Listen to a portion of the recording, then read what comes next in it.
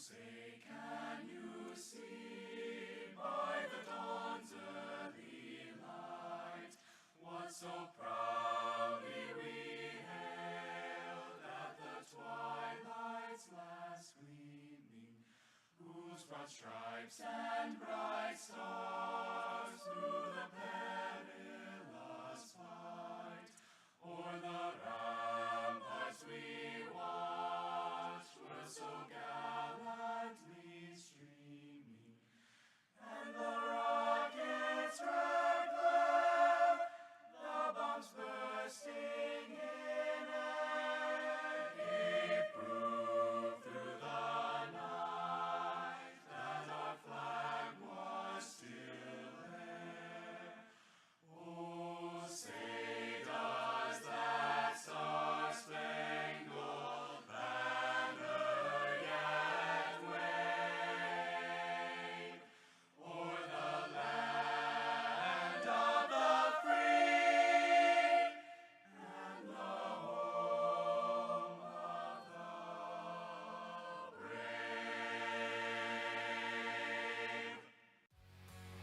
The following broadcast is an official production of the Faulkner Sports Network.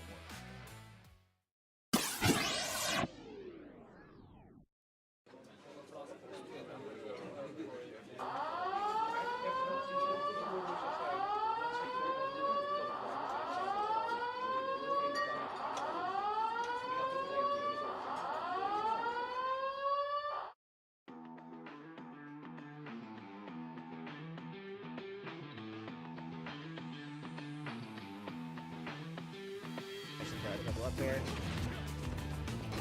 Cam looking to really good there in the down foot. Dude! Cam going to town. I will. And gets it again. No. Nice. Attaboy, Wampus Kitty gets some. Heroes jump kind of. Oh! Oh! What was that? What? Was that true? Unfortunate. That'll go. Oh, wow. No, it Does won't. Mewtwo with Rage at 7. Wow! Oh, what a comeback. Ooh! Head, head. And Dragon Laser. Wow. Well, that didn't take long.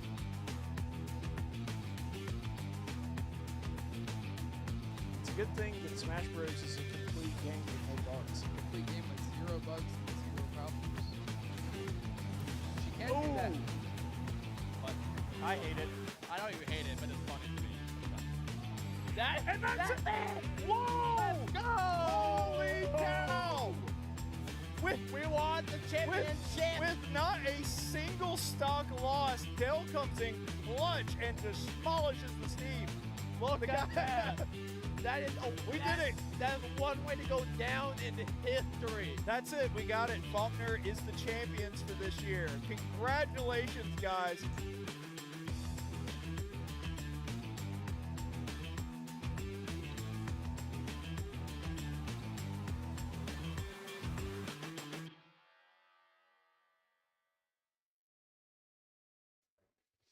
And welcome in, folks. Thanks so much for being with us here for our production of Smash Bros. Tonight we got the Faulkner Blue Team versus the Southern Illinois University at Edwardsville Cougars. Man, that's a mouthful. Got to do something about that name. Well, actually, they did. They call themselves SIUE, so I guess that they did come up with the acronym, so that's nice. But yeah, we got all kinds of good stuff going on here, and we will be jumping into all of that action in just a minute, so let's go ahead and meet the team.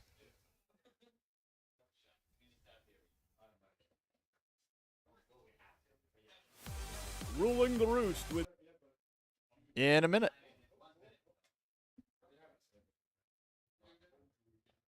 King DDD, the captain, Kaizen, Josh, Chalchi, Maining King K. Rool, ShyGuyGame, Dale Johnson, Playing Min Min, among others. ImBlu, Seth McGaughy. Heating things up with Incineroar, Patient Zero, Logan Ling. Playing Zero Suit Samus, Cameron White. Stealing hearts and stocks with Joker, D-Man, Darrien Rogan. All right, so you can see the team there, and you'll see in just a second we're going to take a look inside the Skyloft here at Regitar USA High Res Arena. You can see them there. Yeah, there's Cam and Dale and Scooby in the gang. And oh, wait, that's not Scooby. That's Logan Ling. And Mr. Joshua Chalchi there in the background handling all the duties of the captain, of course. So we're going to be getting underway in just a second, but I do want to tell you about one of our fantastic sponsors before we do that, and that is, of course, Whataburger. So Whataburger, one of our fantastic sponsors. We're so looking forward to being able to be a partner with them. We actually had a meeting with them, and I can't reveal some of the details yet. We are going to announce that soon, but we've got several big events that are going to be taking place with Whataburger here in just a few days. Probably about 2 weeks. So I am going to give a hint. It is going to be a big event, and it's going to happen probably right after the regular season ends. So be sure to check that out. But as far as Whataburger, why are we doing the comically large Whataburger logo? Well, I'll tell you how to do it later. Just anyway. Sorry. No, I'll show you how to do that later. You know what? Throw up comically large Whataburger logo. What the heck? There's only one of me on screen, so I'm just going to do it from over here. So this is an actual size of a Whataburger. That's how large the Whataburger is. This is the triple Whataburger. So like this is the biggest Whataburger, but that's the actual size of the burger. The fries are actually larger than this. The fries are so big we can't fit them on screen. Not fries, just one giant fry. No, I'm kidding. No, Whataburger, we love the Whataburger here. They are one of our best sponsors, and if you don't have the Whataburger app, you are certainly missing out on that. Download the Whataburger app today. You get a free Whataburger, this size Whataburger, for free with the Whataburger app, and you're going to get the point system. Once you do that, you get all kinds of awesome points. And one of the things that's really cool about that is you do get the free Whataburger when you download it, but then with the points, you can get basically anything you want. You get brownies, you get a free Coke, you get a free apple pie, which the apple pie and brownies are actually really good. There are other restaurants that have apple pies and brownies. Theirs is by far my favorite. And then, of course, you can also get the shakes. Right now, they've got the Blackberry Dr. Pepper shake, which is really good. They've got, your classics, chocolate, vanilla, all that. I really hope they bring back the chocolate mint shake like they did last year for Christmas because, the Christmas season is kicking up. It's going to be upon us in a couple of months. Mariah Carey is already thawing out. We're trying to stave it off as long as possible, but she is on her way. So we do have that coming up. So be sure to check it out. They've always got seasonal stuff. Right now, their big seasonal thing is the Wrangler Burger, which is just phenomenal. It's sort of a cowboy burger. It's got your bacon. It's got 2 different kinds of cheese. It's got a chipotle aioli. Oh, man, it's so good. Very, very highly recommend it. So when you get a chance, go by and check them out. Download that Whataburger app. They're open 24 hours a day, so anytime you get hungry, you can go there. They serve breakfast. They've got the honey butter chicken biscuits, so be sure to check out Whataburger whenever you can. They have the location there at the East Chase Loop, and, of course, they also have the location there in Prattville. They've got several locations throughout the Alabama area and Alabaster and Clanton and all those places. So wherever you are, probably a Whataburger near you. They're in 17 states, so be sure to check them out. All right, so we're going to get into gameplay here in just a second whenever we get a chance to. But, yeah, by all means. Oh, wait. They're going to do a lag test first. Okay, yeah, that's fine. They're going to do lag test first. But, yeah, so since they're going to do a lag test, I actually will mention something about this. Because we haven't 100% nailed it down, but I want to let y'all in on something. So they also have with Whataburger the Whataburger cups now. So they're like stadium cups. If you've ever been to like a football game or a baseball game or something like that, they'll have the commemorative like souvenir cups. So Whataburger has them, and they come with lids, and they have them in seasonal design. So I actually got yesterday, if you look at our Instagram or our Facebook, which be sure to follow us on that, you can see the new cup that I got. It's the jack-o'-lantern one. So it's like Whataburger, and of course Whataburger's orange. So it's Whataburger orange, but it has a jack-o'-lantern face with the Whataburger logos on it. So really, really cool stuff. Be sure to check them out. And it looks like we're going to get into a lag test here in just a second. So while we're doing that, I'll go ahead and let you know about some other big events we have coming up on the horizon. As you know, postseason is upon us. After, not this Friday, because that'd be tomorrow, but next Friday, we will officially be done with the regular season. And we will be jumping into the postseason.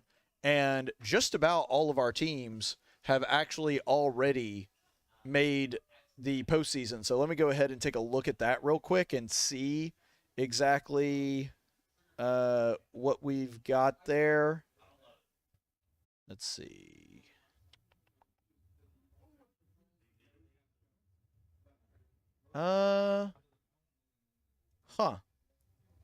So it looks like right now we've got 6 teams in the playoffs. and there's even a chance for the other two to make it. So the two that currently are not a shoe-in for playoffs are going to be Smash Bros. White and Overwatch 2. But if they could win the next couple of games that they have, they could be in the playoffs as well. So we will see if they can make that happen. Of course, we'll be watching with bated breath, but man, that means we would have 6 teams in the playoffs if that is the case. So really, really hope that they are able to pull that off. That would be really something. But yeah. So hopefully we'll be able to do that and get that information out to you soon. Let's see. And I'm having to kind of do 2 things at once here because I don't have a broadcast partner, but it looks like they have completed the lag test and everything looks good. So we will be getting into that shortly.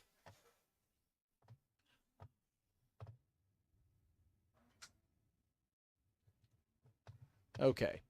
So, yeah, just a quick heads up on some of that stuff that we'll let you know about soon. And it looks as though, yeah, Overwatch 2, we're good to go? Yeah. Mr. Cam White, who did a great job at Dalreda last night on his lesson. I didn't get a chance to tell him because I had to rush here to do the Overwatch game, but great job on that Devo last night, Cam. Top drawer stuff. We take spiritual life very seriously here at the Faulkner Esports Arena. All right, and it looks like, if we can go ahead and pull this up, that we're going to be starting the next match here in just a second. And there we go. We're into some gameplay. It's going to be Incineroar versus Prince V. Gonna crom it up.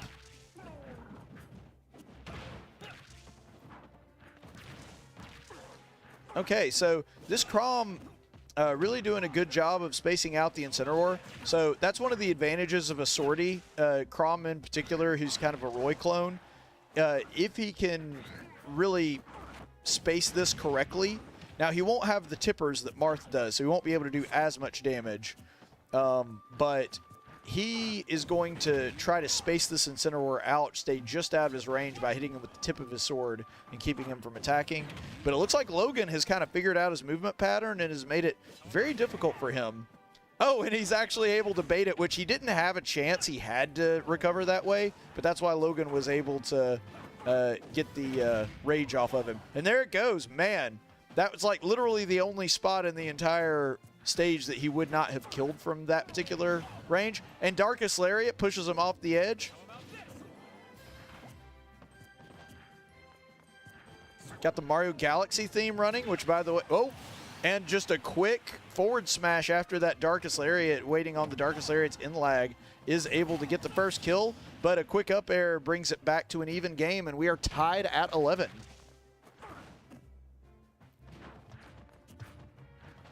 All right, just kind of feeling one another out.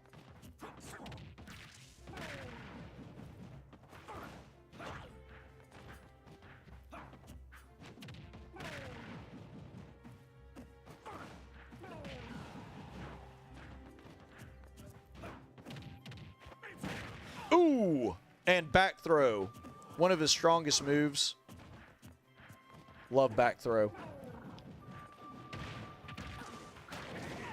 Oh, and able to bait the counter off of him.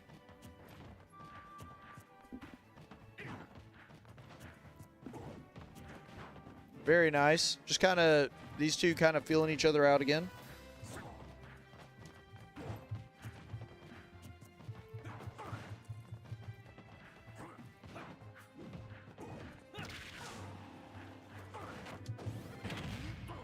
Jeez, man, that hits like a truck.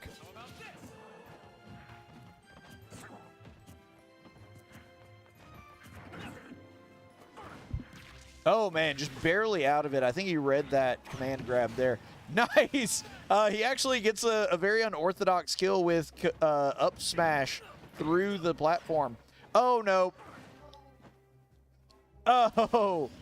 So he tried a 0 to death there, but the thing is that 0 to death only works if the guy tries to DI out of it. So unfortunately, that sacrifices a stock for him. Shame too, because that would have been a really cool one.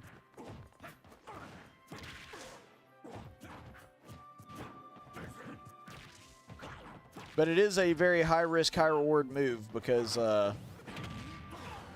as you can see, if he misses, he dies.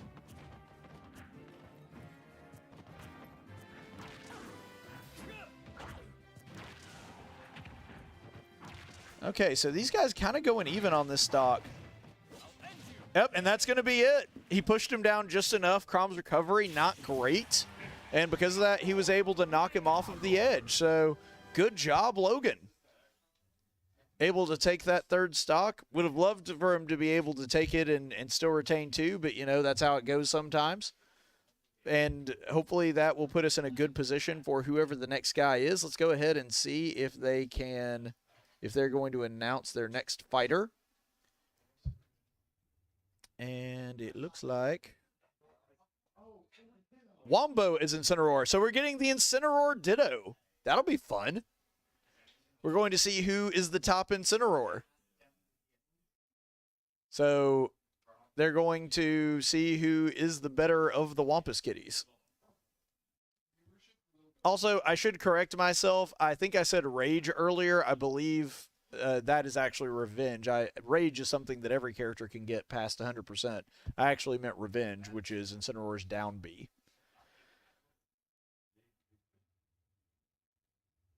So we have requested a gentleman to Pokemon Stadium 2. I think it's just because he wants to see a Pokemon battle. I really think that's as deep as it goes. They may agree to that. I don't know. They seem like cool guys. Our Incineroar is fine with that. Okay, so it is going to be Pokemon Stadium 2. That'll be fun. There's going to be so much command grabbing in this. Command grabs galore. Yeah, you got to go with the Pokemon theme. They're picking out the battle music right now.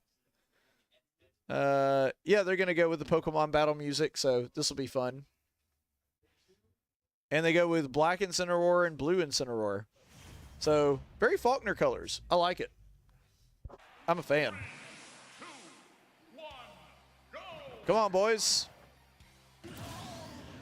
So, our Incineroar flies away, oh glory.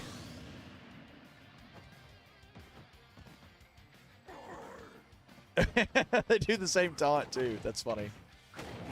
I think that's his up taunt.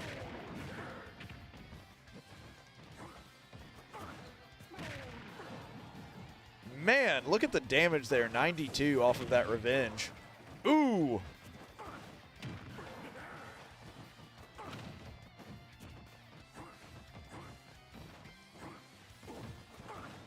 This is such a funny matchup.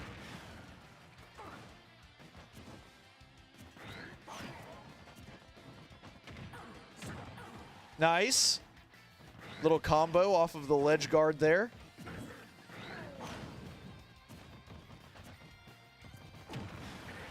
Oh, and he does get the forward smash with the knee. Dueling command grabs going on there.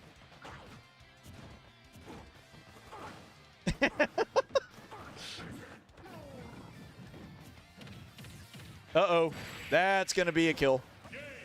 Yep. Well, that's okay, Logan. I do feel like that was one of those situations where it would have been a very different match if we had had all 3 stocks. But it is what it is.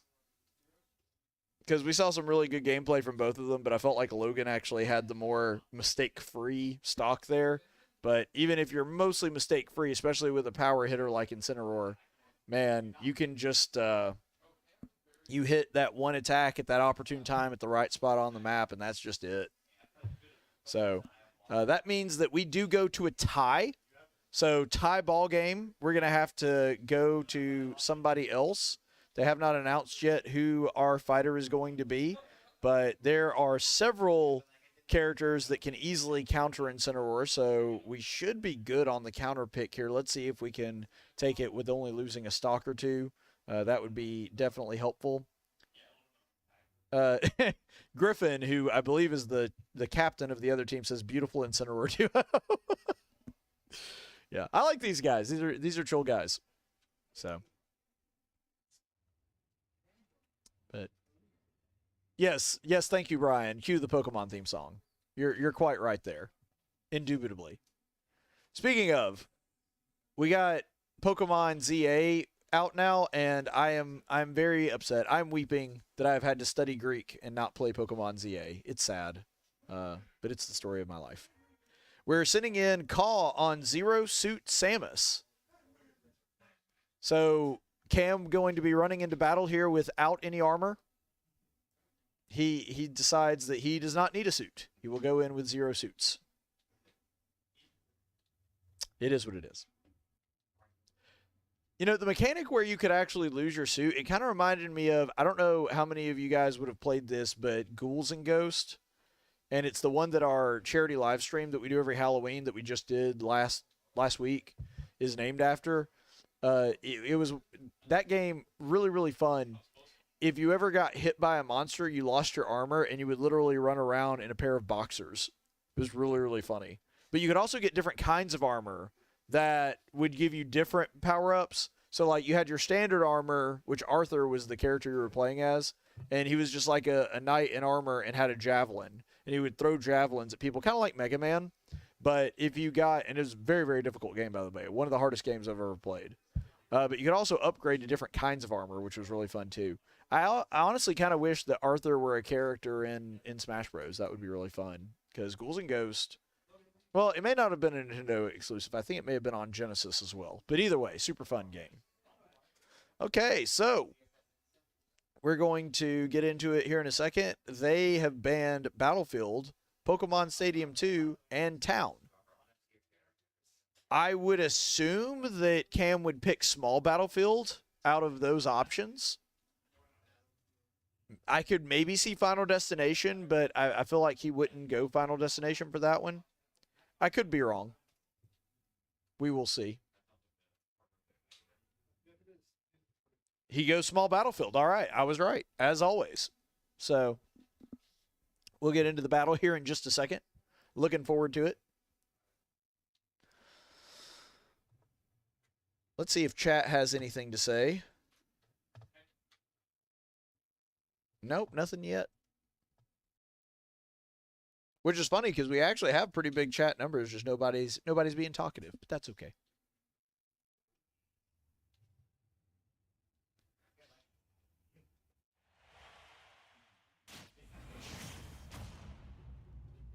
Okay, so Incineroar versus Zero Suit. 3, 2, 1, go!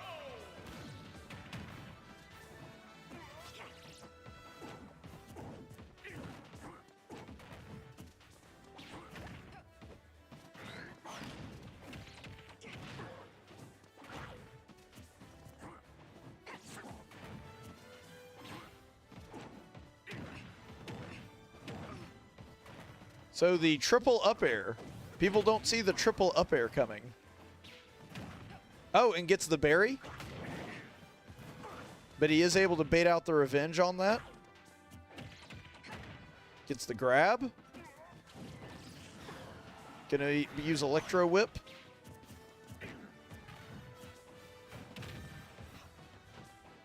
And just Incineroar neutral air being a great safe out of shield option. And gets the grab. Going to get the throw. Not going to be quite enough to kill it that damage. Gets the berry. There it is. No, actually. Oh, but he is pushed. So he doesn't get the immediate kill, but the Incineroar is pushed at least far enough off of the side that he winds up not being able to hit ledge. So that is the first stock. Nice spot dodge there by Cam. Going to use up smash. Grab. Zero Suit Samus was one of the best tether grabs in the game. One of the only ones that is its equal is actually her other Persona regular suit Samus. Or one suit Samus, maybe is the way to say that. All right, forward air.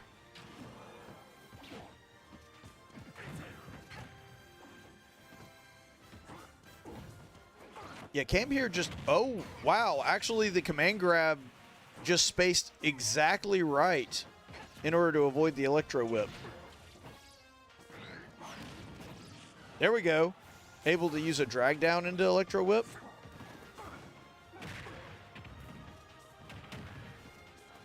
Nice little side air. And that's not going to be enough to kill a character as heavy as Incineroar at that damage, but still going to push him pretty far off stage. Good job on Cam realizing, oh, man. Man, Cam able to push him off of stage and then get that spike. Wow, that was gorgeous.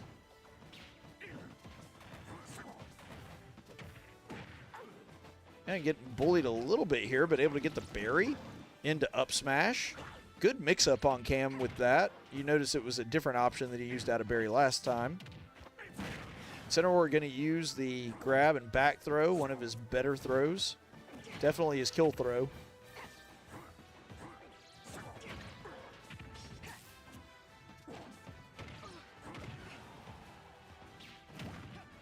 Nice berry there. Going to use rocket kick. Forward air. And the stun, and that's going to do it. There we go. Rocket kick for the win out of stun. One of Cam's bread and butter combos, and it's a gorgeous thing to behold. Love it. So Cam retains 2 stocks and now gives Faulkner a 2-stock lead heading into SIUEs, or can we call them SUI? Is that okay, Bryan? Are we good with that? Bryan says yes. He's not actually saying yes, but I'm going to pretend he's saying yes so that I can blame it on him if something goes wrong. That is my plan. SUI? Or SIUE, would that be the correct way to say that? I don't know. 1 consonant and 3 vowels is just weird together. Anyway, so we're going with that. It's going to be SIUE, or maybe we could just call them Edwardsville. I don't know. Ultra V as Mario is going to be coming in, or is that supposed to be Ultra 5? I don't know. Maybe it's Roman numerals. We're not sure.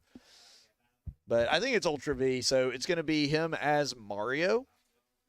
And we're going to get to see Cam try to cancel out some ladder combos, because that's going to be mostly what this match is. Trying to stop. No, I'm not going to ask Google Translate. It's not a real word. It's an acronym. What's wrong with you, Bryan? Anyway, I'm just giving him a hard time. I don't care. But anyway, we'll be getting into this next match here in just a moment. But really a great match played by Cam there. I mean, just he was smart about making sure that Incineroar had to keep his distance. There were a couple times where Incineroar beat him out in the spacing battle, and when that did, it usually resulted in bad things happening, including his 1-stock loss. But I mean, just overall, his spacing was extremely precise. His ability to keep the Incineroar away from him and keeping him from being able to use a lot of big attacks really helped. He had good mix-ups. You notice that he used a different option out of Bury twice, and then eventually was able to use Rocket Kick for that last one. So it just wound up working out extremely well. Cam having a really, really good showing against the Incineroar and being able to retain 2 stocks, only losing 1 himself as he was able to take him down. Okay, so now we've got Murica Mario. Murica! All right, so Cam's going to have to take one of his stocks. And the poses. So combo game extremely important for both of these characters, being able to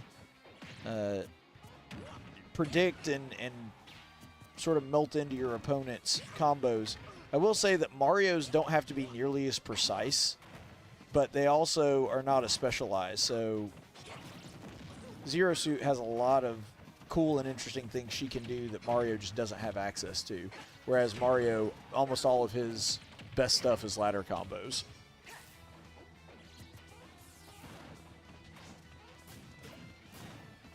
All right, gonna try to use some Fireball to create some spacing here. Try to tack on a little extra damage, get him into kill percent.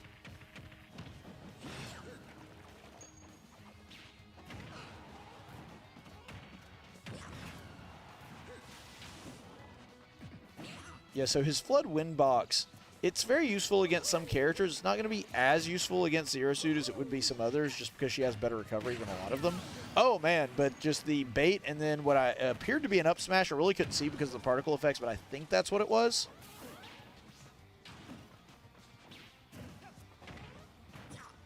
Yeah, he's definitely looking for that berry. After he's used it a couple times on Incineroar, I think the Mario's just on the lookout for that out of ledge berry attack that Cam likes to use.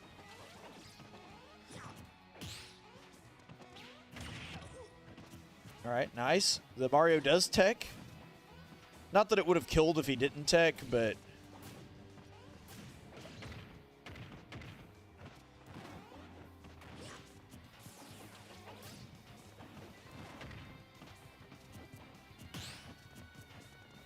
so this Mario playing very defensively. Cam trying to just tack on a little more damage, knows that he really would prefer him to be at a little higher damage in order to be able to get that kill off on him. But the Mario clearly knows what he's doing, able to play defensively. Oh! And that's not going to be quite enough, but it's close. And there, no, actually.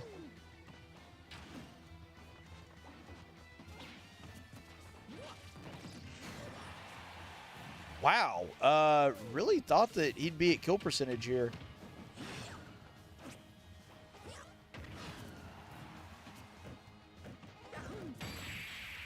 Oh, and Cam drops his shield just a hair too early.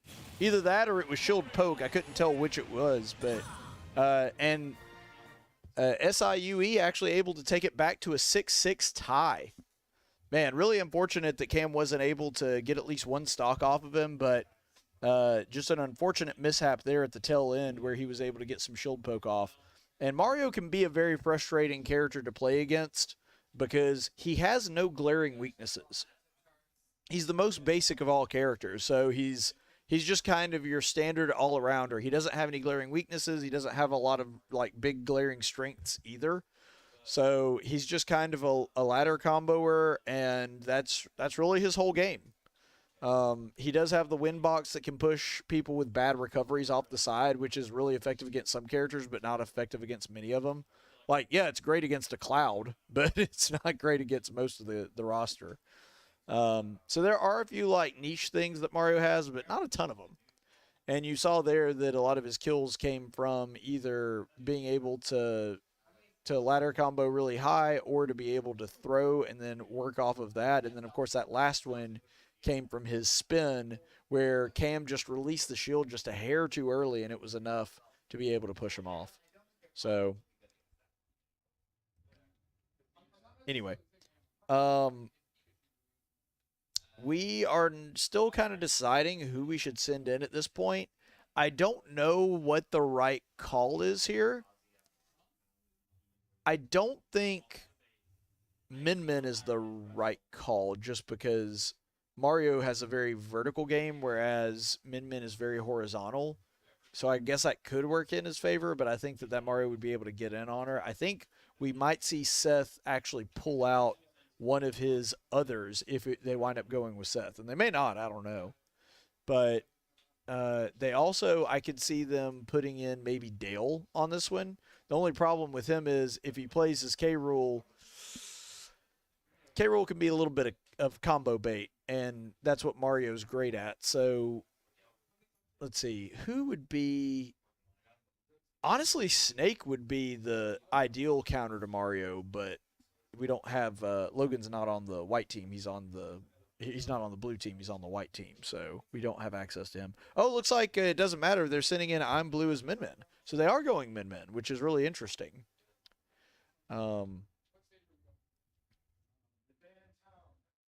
They have banned Final Destination, Town, and Smashville, I think. Yeah, Smashville. Okay. So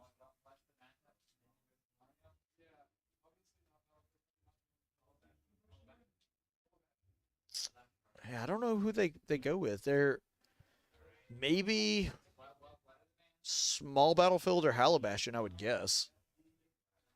Halibastion has that big middle one because, of course, Smallville is the one that has the middle platform as well, but the reason that you don't really go, they've already banned that one, so I think that would be it. I think those would be the ones that you'd have to go with, so they'd probably go with either Small Battlefield or, oh, it is Halibastion. Okay. So we are going Halibastion.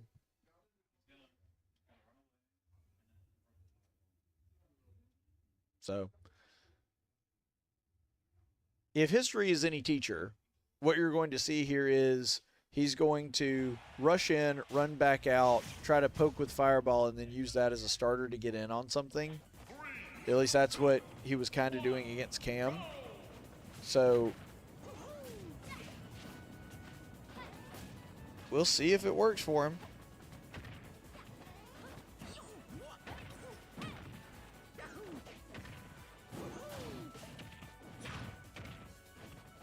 Yeah, so this is really where the battle is going to be won or lost.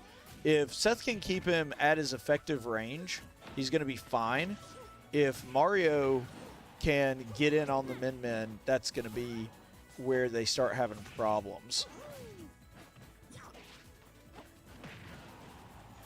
But so far, Seth has done a good job of keeping him at bay.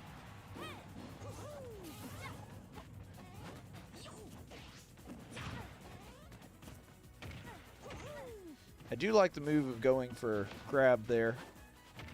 Just unfortunate that the Mario didn't shield, which I thought he was going to. Oh, but actually uses the forward smash and Min Min falls into it. But then he also self-destructs. Pine cones himself on the bottom of the stage. Nice dash into up air. Or is that down A into up air? All right, able to hit him with Chakram. Dragon Laser.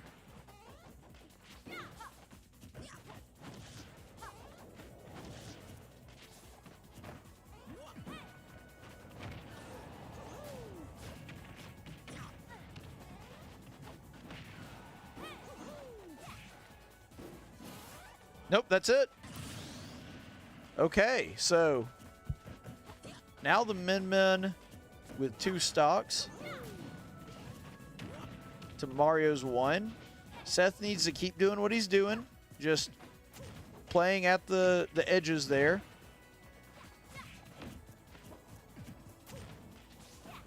Being a Pokemon.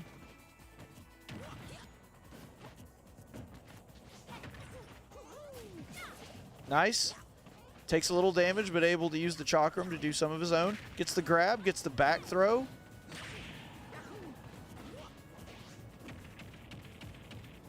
Yeah, that not going to kill quite yet, but yeah, that is going to. So the Mario goes down and is able to get that ledge guard.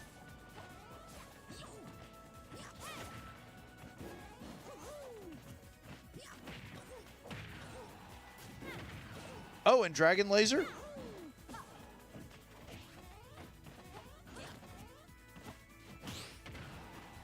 And he does spot dodge the first, but misses the second. Seth plays very aggressively on ledge, but luckily nothing bad happens. Oh, and he pulls out the Megawatt. I think he's trying a little too hard for that KO here, though.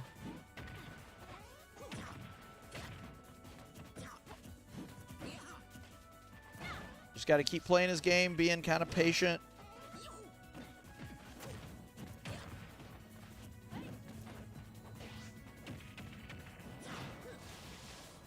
I will say this Mario just really fantastic at being able to ledge guard like that going down off stage, and that's really where Min Min runs into trouble, is whenever she's off stage, her recovery is pretty good, but it's not amazing, and if she gets too far down, she's not coming back. So she doesn't have the great recovery of like a K Rool or something like that. So it just depends. Now, here is the real question, because they're going to have to be counterpicked if they are able to take the stock off this Mario, which means that they either could throw in Dale and just see what Dale can do, knowing that K Rool is combo food.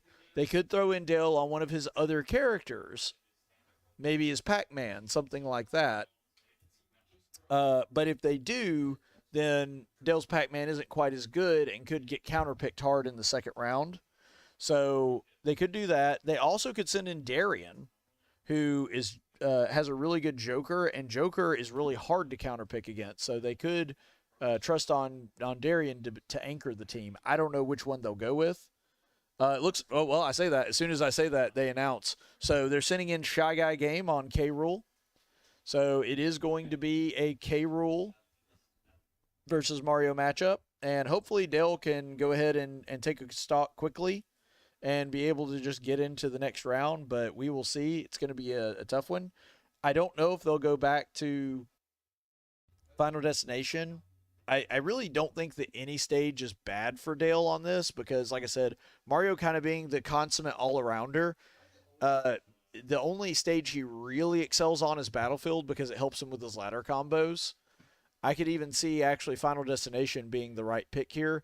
Dale doesn't love Final Destination because there are some tricks that he can't do without platforms.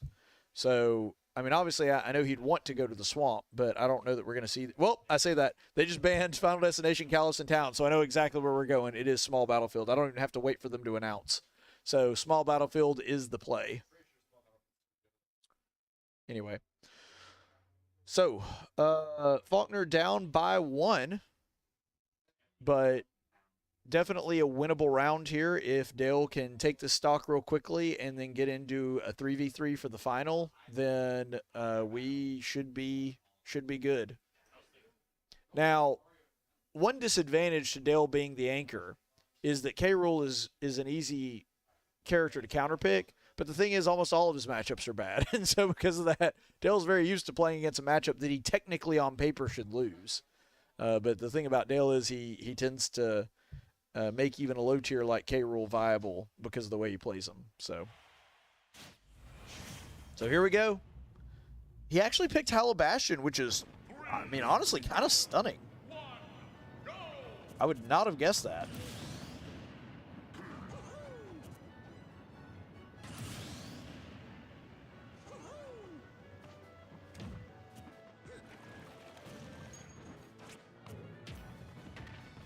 So nice on Dale being able to sense that he was going to do that to his cannonball and being able to throw him off himself. All right, gets the combo started with Crown, throws, tries to go into back air. The Mario counters with that fireball. Yeah, and this is what Dale has to worry about, is that he's going to be able to get off a lot of those combos and put on damage super fast because, I mean, he's just a very, very big boy. And because he's so heavy, he doesn't fall out of combos easily.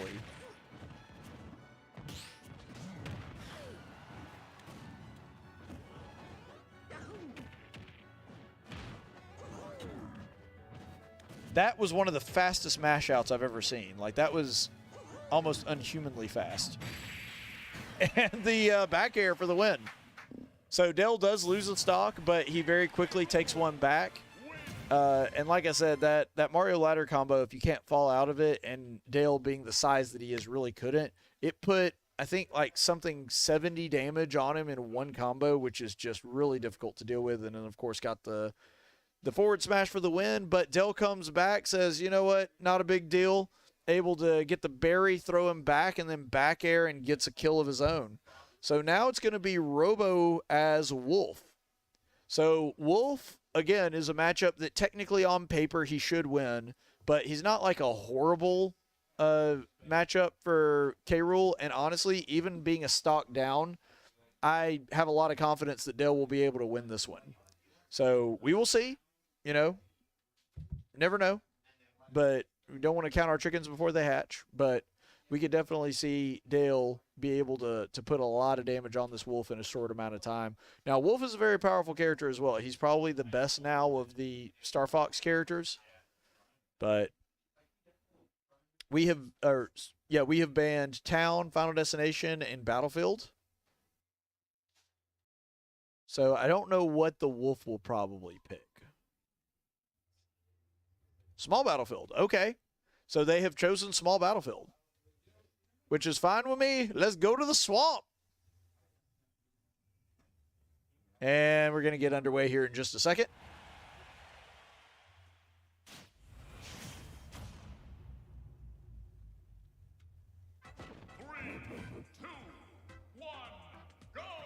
And Dale's going to plummet to his death. And they taunt, and they're off. Now, I will say, Wolf's Blaster, the neutral beat, one of the weirdest, most bizarre attacks in the game, as it doesn't interact with literally anything that it hits. It can be blocked by shield, but it can't, like, be deflected or anything like that. It's a very weird projectile.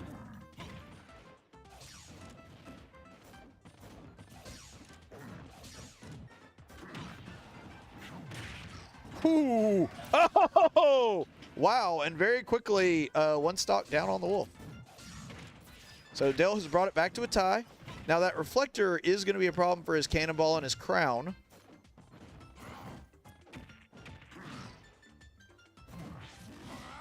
He tries to bait out a counter there. Isn't quite able to do it. Would have been nice, but, I mean, at that damage, it wouldn't have killed anyway.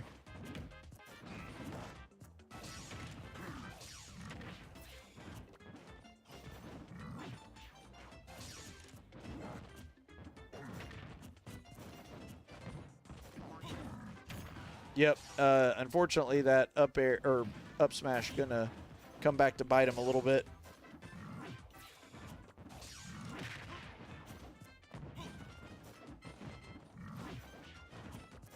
Yeah, and that's one thing too. Reflector making Connor using his approach tool a little harder. Oh, not gonna quite be a kill, but man, that did some damage. And just about anything Dale does here is going to be able to kill him at this percentage.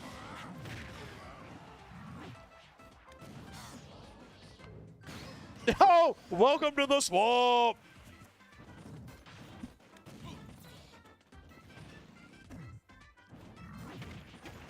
Oh, and still able to put on a little damage with Crown.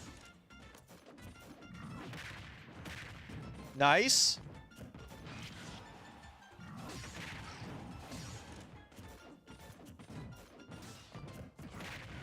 And even though you really would like to see Dale at a lower percentage, he has a ton of survivability as K. Rool.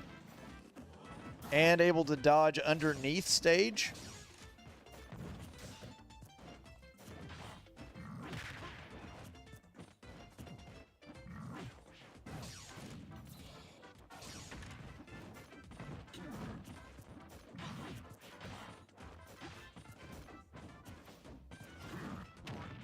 Nice. Up smash.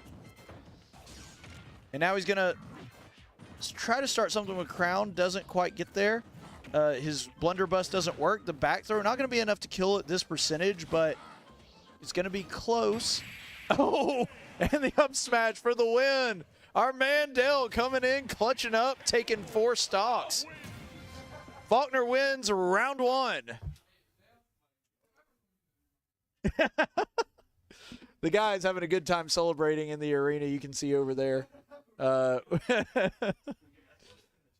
there in the sky loft. They're having a good time. Yeah, there they are.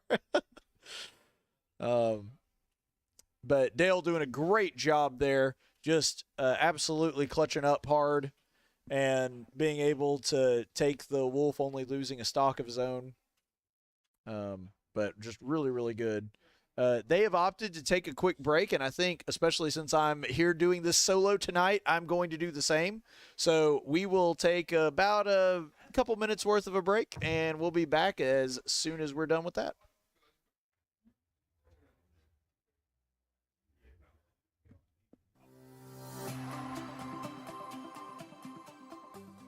My Faulkner experience was one that I would advise anyone to take. I selected Faulkner because of, number one, because of the Christian values. The second part was the dedicated program that they had for what I wanted to do with my career, which was go into human resources.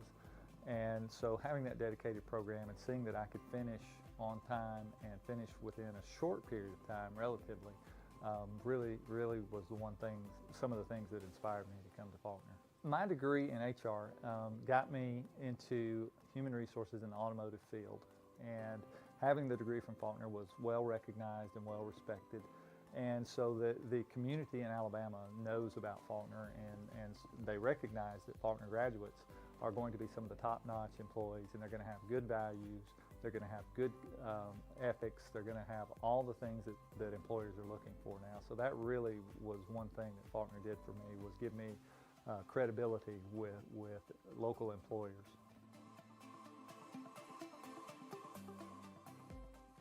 Earn your online Masters of Science in Management from Faulkner in 1 year. With a focus on HR management, leadership and ethics, and strategic management, you'll gain the skills to succeed. Apply today at faulkner.edu.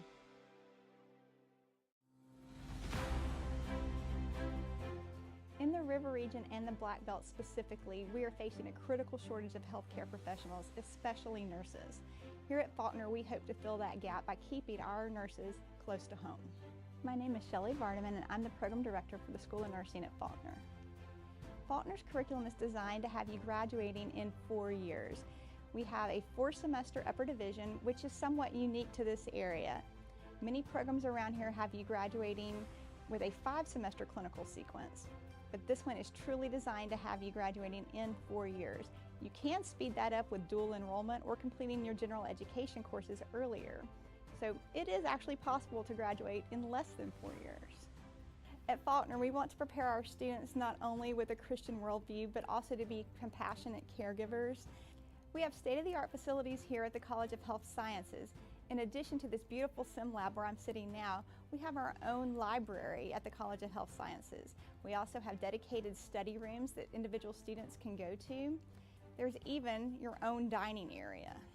If you're interested in becoming a Faulkner student, first step is to go to the Faulkner website and apply for admission to the university. Then if you're ready for upper division, go ahead and fill out that upper division application. The deadline is March 31st. You can find that at faulkner.edu/nursing. You can also find additional information about the School of Nursing there. I wanted to take my career to a higher level, so I searched for an MBA program that fits my schedule, that's accredited, and aligns with my Christian values. I found the perfect MBA at Faulkner University.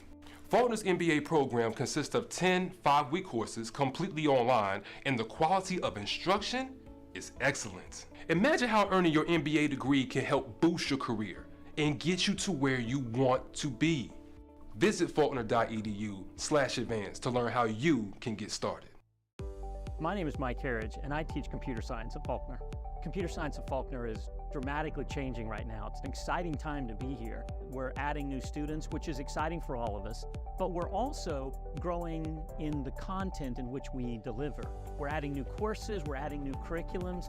It's a time that things seem to be really exciting and things seem to be really changing rapidly inside of our field.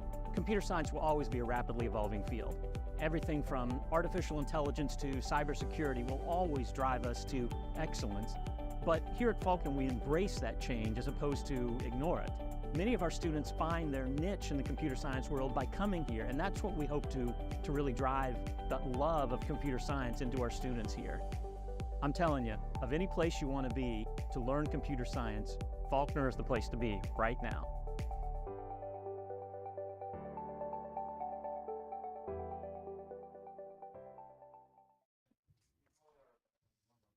And we are back. Thanks so much for being with us here. For those of you just now joining the program, we actually have good news. Faulkner wins round 1. Oh, and we actually do have some chats that I want to go ahead and get to. We didn't get a chance to get to them during the game itself. Team Davis Dad says flying solo. Yes. Yes, I am flying solo tonight. And he said they usually just go by Edwardsville. Well, thank you. I'll just call them Edwardsville then. That's way easier than whatever. Anyway, and Grumpy Lizard says, "Hey, Coach." Well, hey, Luke. It's good to see you. And then we have, let's see, we got a few others. Why no color commentator? Because Cooper was being lazy, he didn't want to do it. So that's mainly the reason. I'm saying this because he's standing right there. So he's giving me a look. No, I'm flying solo. I actually used to do a lot of games solo. I do like having a color commentator. It is a little easier having somebody else do some of the commentary as well. But, you know, at the end of the day, sometimes it's nice to just be able to be by yourself and be able to say whatever you want. Yeah, I will blame Mike. What the heck is Mike doing? Where's Mike? Mike's not here. Why isn't Mike here? We don't know. Hashtag blame Mike. Let's see. What else do we got? Oh, Big Boy says a little late, but hello, Faulkner. Well, hi, Zach. It's good to hear from you. Glad you're here. Also, I heard that Coach Knapp is actually going to make a point to come by and watch the game tonight, so that'll be fun. He's actually my boss in the housing department, so I have two jobs here. I'm the coach of esports, but I also run one of the dorms, and Coach Knapp is the head over that dorm. He's the resident director, so he's actually going to come by and watch one of the games as well. So he won't be online. He'll be in person.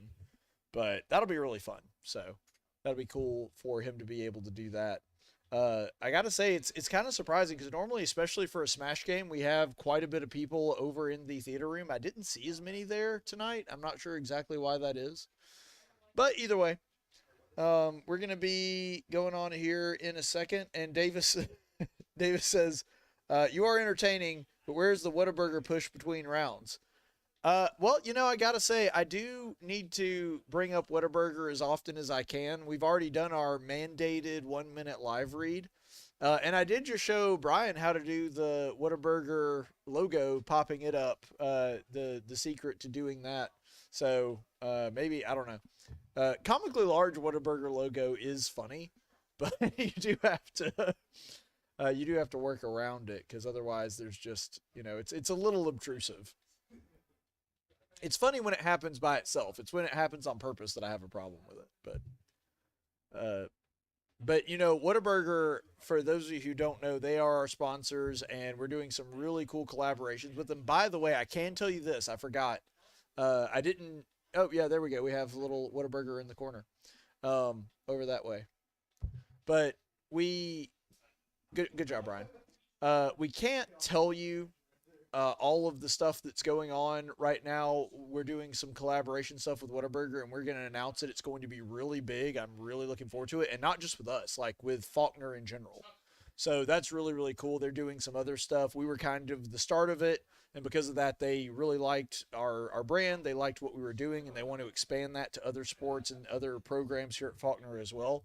So we can't announce what we're doing just yet, but we are doing some really big things. And so please go by there, support them. They're supporting local colleges, nonprofits like us.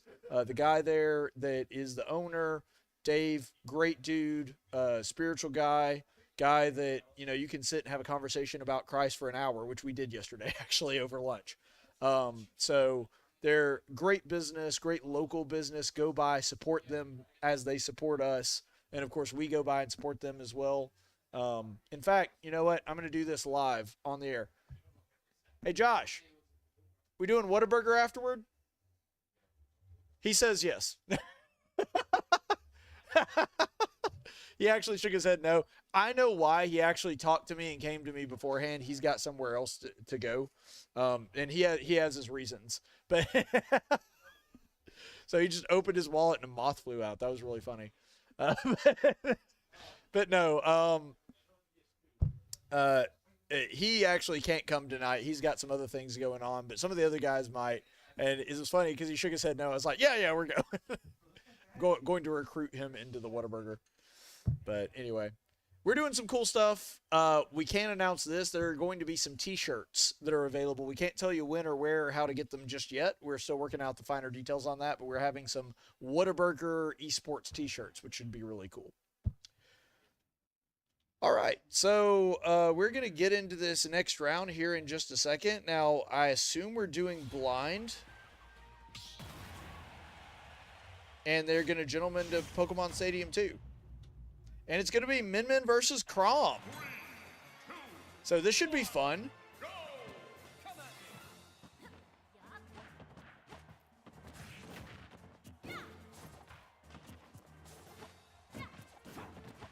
Now, this is an interesting one because usually the advantage of playing Crom, if you're playing a non-sortie, is the fact that you can get in and mid-range your opponent. You know, you can get in just close enough to where you can attack them, but they can't attack you. That's not going to work with Min Min. Min Min's range is many, many times larger than Crom's. Oh, and he actually recovers right into Dragon Laser. That's not fun. It does not feel good when you recover directly into Dragon Laser. I know, I've been there many, many times.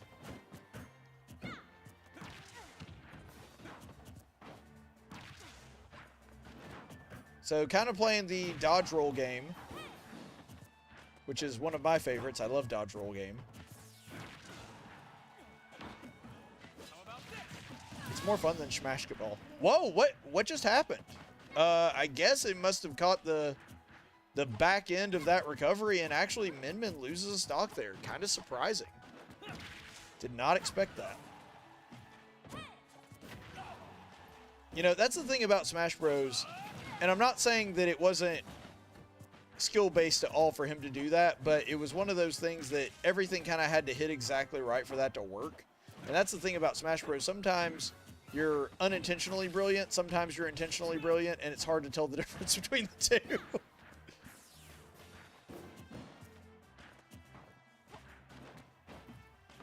Yeah, now he's got the Megawatt out. The Crom knows he's got to be careful. And he switches to Chakram again. Oh, and up smash for the win. Able to launch him straight up. And Crom comes in with a grab.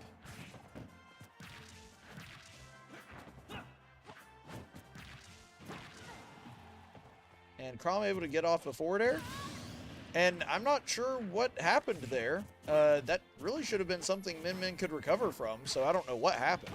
But I don't know if Seth just didn't have a jump and didn't realize that, or either way.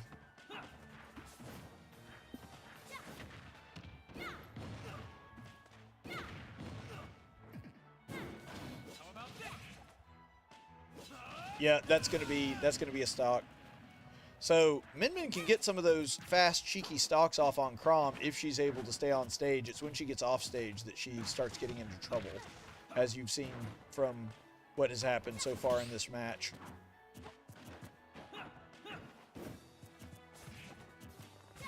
All right, able to get off a couple shots with Chakram.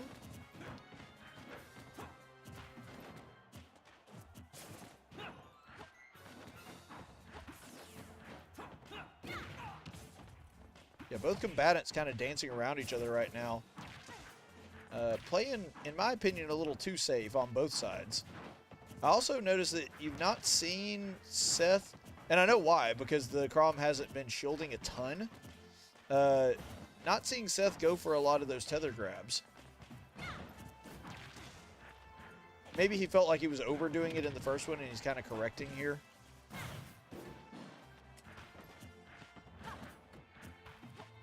And actually averts the Megawatt just a touch.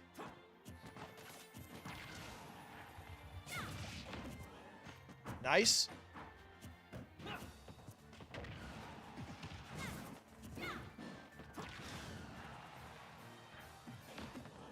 Now, Crom is one of those characters that has a lot of power, but he's got to be able to get close to use it.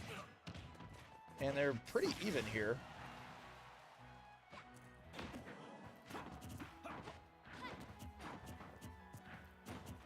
Now it looks like, oh, and the Crom back air for the win. Yeah, that was the danger of getting stuck in a ledge guarding fight. Crom's going to win that because what that effectively does is it makes the space you have to fight him in much smaller. And it makes Min Min's movements much more predictable, which Min Min's already a kind of predictable fighter anyway. But when you limit what she can do to that degree, she becomes very predictable. And unfortunately, the Crom just able to read that, get that back air off.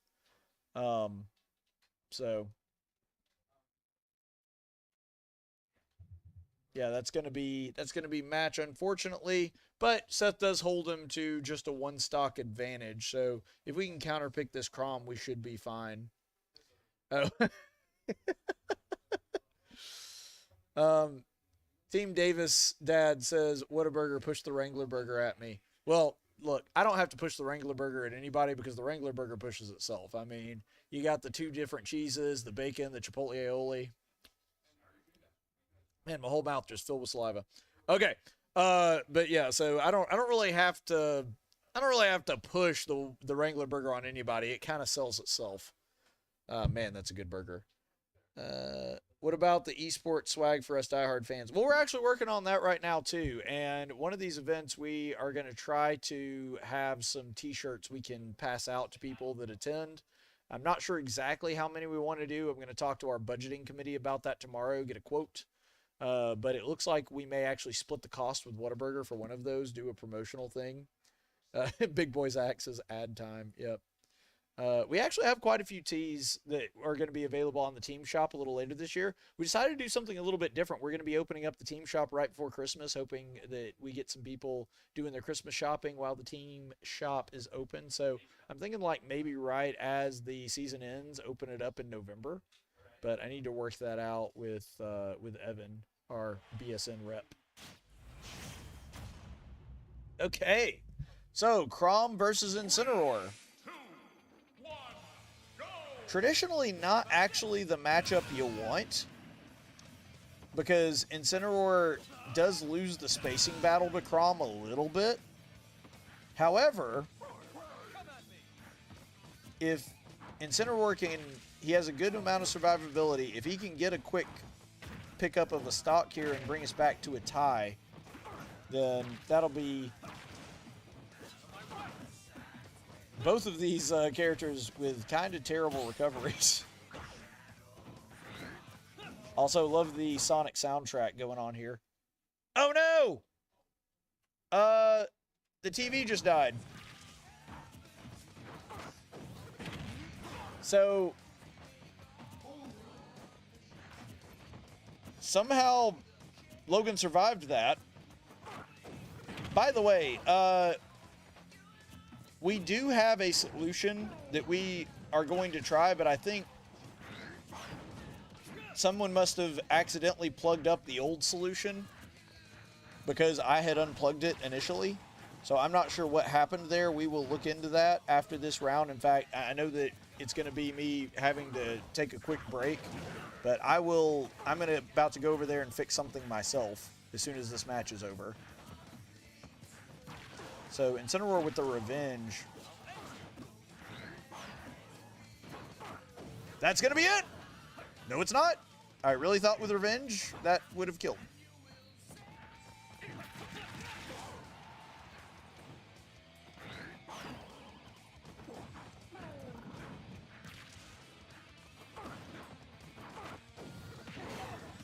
And that's it. Okay, guys. Bryan, give me a quick commercial break. I'm going to go fix that real quick.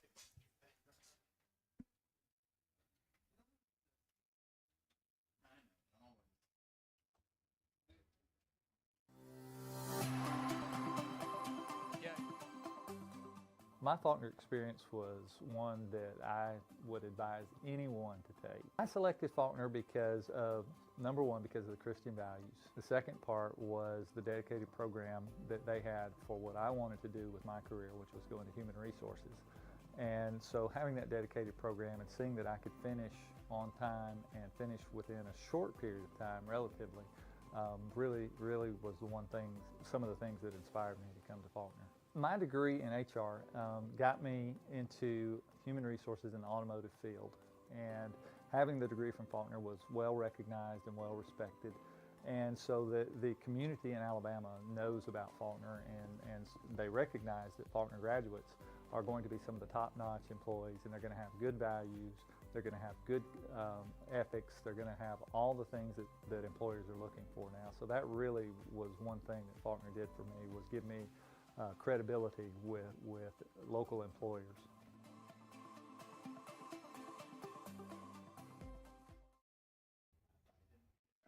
Okay, and we're back. sorry about that little snafu. Hopefully that is the last of it. Would hate for that to become a problem again, but I did something that should fix it. If it doesn't, I need to take a little bit of time and try to see if I can repair that. I thought that had been resolved. I think somebody plugged up the device that was causing that problem earlier. But props to Logan for being able to survive despite the fact that he couldn't see for like a solid 5 seconds. So somehow doesn't lose any stocks and brings us back to a tie. Logan was actually joking. He said, man, that's the best I've ever played, not being able to see what I was doing. So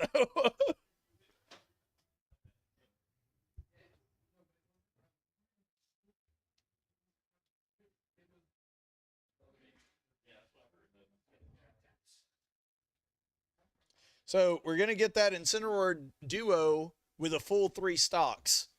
Now, we might have gotten that later if we had gone to a round 3, which of course we hope doesn't happen. But we're just going to guarantee the Incineroar ditto. That's what we want. And that's really what we're concerned about. Hey, Mike, you can go around. I left the door open for you. Sorry. By the way, we're blaming Mike for what just happened in the Smash Bros. Stream. No, just for those of you who do not know, the reason that I'm talking to Mike over there in the corner and the reason that Mike is here in the first place is we got a Counter-Strike game right after this. The last game of the season, if they win, they have gone undefeated this year. And if Faulkner wins tonight, they only have to go one more game in Smash Bros. To go undefeated. So it is quite possible we could have 2 undefeated teams with a perfect season. So that would be really cool. Yeah, Mike just got into the arena. I see Corn Pop. I see Brock. I think I see Mr. Ross on the other side there. Yes, that is Ross. So we got all the guys rare and ready to go. We're only missing one. I don't see Harrison. I don't know if Harrison's is playing tonight or not. But yeah, we got the Smash game going on, of course, right now. It is a little ironic.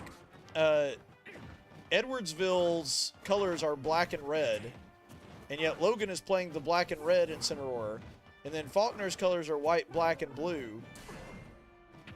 And, oh, wow, he actually falls out of stun and winds up on ledge. That was actually pretty funny.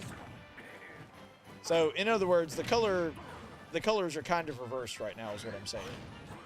You would think blue Incineroar would be the Faulkner one, but no, that is Edwardsville. Woo! Sometimes Logan scares me with doing that. Nice grab, back throw. Not going to be quite enough to kill. He was just under 100 when he started that sequence, but still gonna be nice. And actually missed input there. Oh, they tried to double Darkest Lariat, but the one that was already started took priority. Oh, an up smash for the first stock. Logan in the lead. Tries to bait out the revenge, doesn't do it. Another Darkest Lariat. Oh, but this time the command grab does land. Luckily, Logan was far enough on the stage that it didn't matter, but he's going to get knocked so far off that he can't make it back. So as my old friend, Mr. Brandon Dishman would say, oh, unfortunate. And then a little throw into forward air. Back throw. Neutral air. Good ledge guarding by Mr. Ling into Darkest Lariat. And back throw is going to not kill quite yet. It was right on the edge. I wasn't sure if it would kill or not. Ooh, that probably doesn't kill you. I was about to say, he could probably recover because of where he wound up. I really thought he was going to bait revenge there. And he shields and winds up in another command grab situation. And that kills. Ooh, does that kill?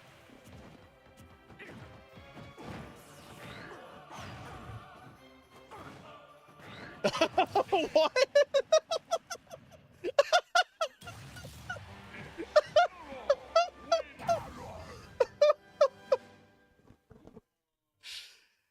You don't see a whole lot of understage battles between Incineroars. That's not a common occurrence in the Smash Bros community.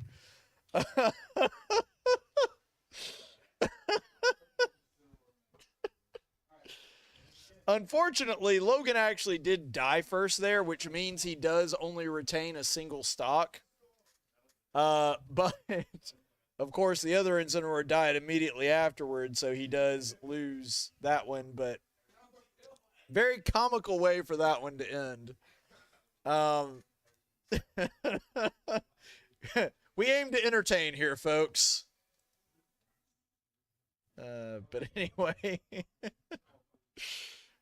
that Incineroar duo, the Ditto was a lot of fun. And even the other team thought that was pretty funny. Okay, so it looks like they have not yet announced who they're going to be sending in against the Incineroar. Faulkner does retain a 1-stock lead. Probably, in all reality, should have retained a 2-stock lead, but the unfortunately, the understage battle wound up with us losing a stock before they did. So, you know, being at a 7-6 lead, we're okay with that. If Logan can take even 1 stock off of the next competitor, we'll be in good shape. But yeah, the Counter-Strike team loading up in there. I don't see Mr. Jeep yet. So whenever Jeep gets here, Jeep and Harrison, I think, are the only 2 members of the team not here yet. But, you know, they still have 20 minutes before they actually have to be here because the game doesn't start until 8. So we will let you know when that Counter-Strike game is going to start. If everything can go...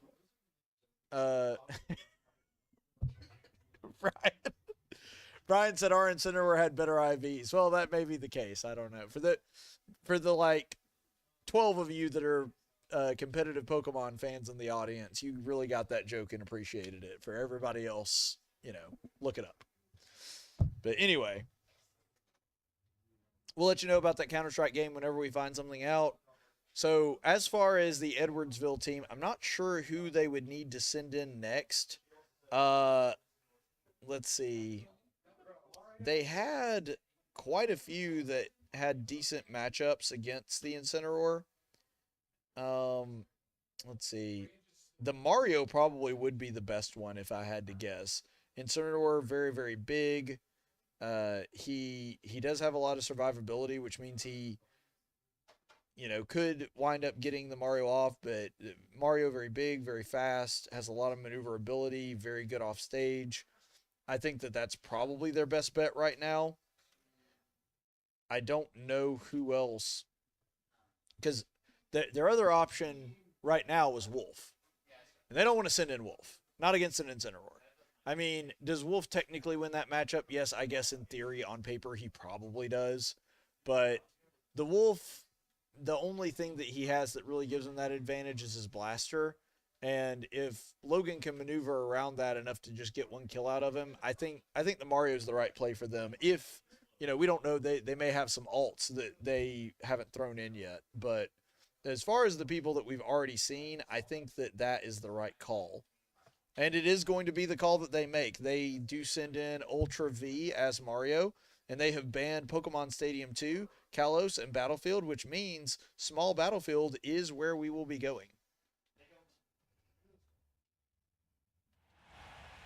So we're going to have big Logan Ling going up against Mario. 3, 2, 1, go! And takes 1 stock. Takes 2 stocks. And now it is underway. Gonna try to fight that fire with water, filling up his flood. It's so funny because some of those things that became a staple of the character are things that are from literally one game. So like Flood is only in Super Mario Sunshine, but because it became such an iconic thing. And we're getting command grab off on the Mario. That Mario already at almost 80 damage. And gets a back air in. Darkest Lariat. And that's probably going to kill. It does. Yeah. Logan already taking 1 stock and only takes 40 damage. Now, obviously, we'd love for him to just take a whole bunch of stocks here, but just taking that 1 guarantees that Faulkner will go into the next round regardless with a lead no matter what happens here. So that's really nice. Oh, and Darkest Lariat actually catches him on the backside. Tried for that up smash. Mario a little short for that to work. He does bait out the revenge. Catches him with the side of it, and man, that tacks on some damage, but unfortunately, Darkest Lariat doesn't quite hit him. Mario, again, a little short to be hit on that side of Darkest Lariat, which means that the the forward smash is what actually does him in. But anyway, there we are.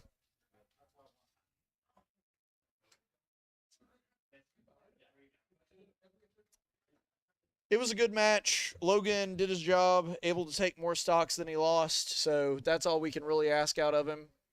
And we appreciate that he had some really fun, electrifying Incineroar fights, which is always super, super fun. We'll be getting underway here in just a second with our next match, and I don't know who we're going to send in yet, but we will let you know as soon as we do. The Faulkner team has not announced yet. Oh, it's going to be Zero Suit Samus.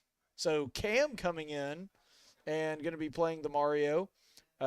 He was able to take 2 stocks off of the Mario last time, so if he can do the same thing here and retain at least 1 of his stocks, again, that would guarantee a lead going into the final round, which should be pretty good considering that that would be a Wolf versus Zero Suit Samus situation, and even if our Zero Suit lost at that point, it would go to a K roll. But if Cam is not successful, that would also mean that the K roll would only have to take 1 stock off of the Mario and then fight the Wolf, which is exactly what happened in the last round. So hopefully Cam can take these 2 stocks off and put us in a position to where we lead going into the final round. But, you know, either way, I think the fact that the Mario only has 2 stocks means that he can. Like, I'm very confident that he'll be able to take 2 stocks with his 3. So that is a credit to Mr. Logan Ling, who did a great job of making sure we stayed ahead of the game. Team Davis Dad, what did we just see? I assume that that's in reaction to the understage Incineroar battle, which, yes, I share that sentiment very much, if that is the case.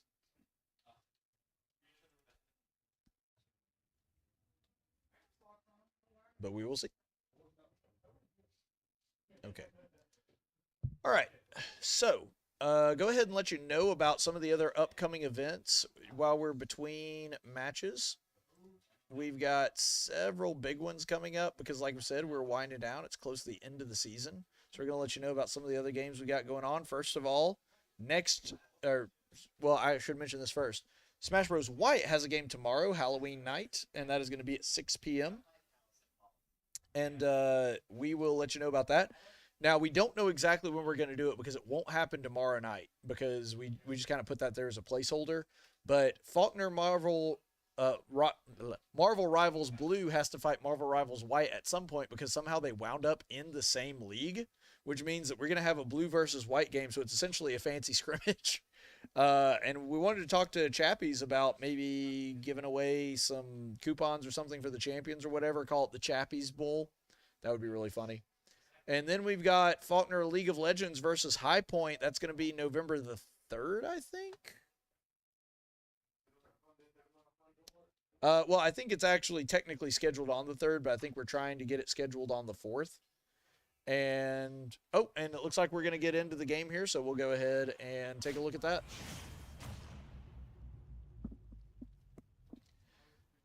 Also, I do love the America Mario skin. Super patriotic. It's fun.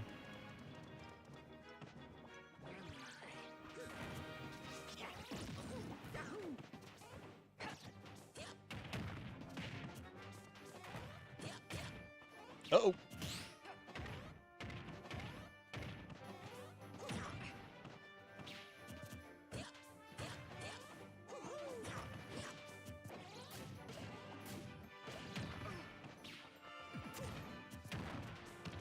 All right, rocket boots.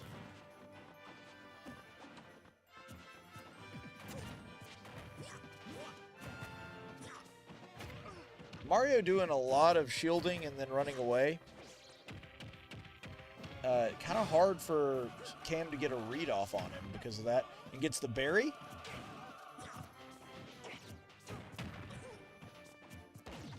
The 1-2 combo. And that's going to be it. Kill confirm. Nice. Well done, Mr. White.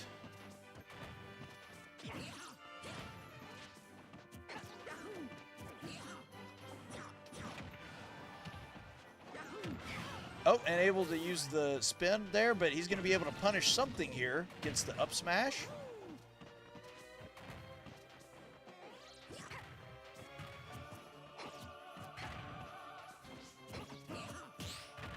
Nice spot dodge.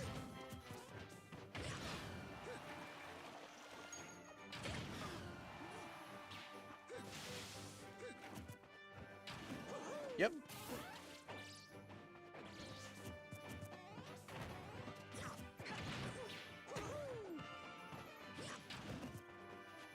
Actually kind of surprised that Mario didn't go for some kind of off-stage combo down there. Maybe just a little bit worried about the fact that he's down to one stock. Good spot dodge by him.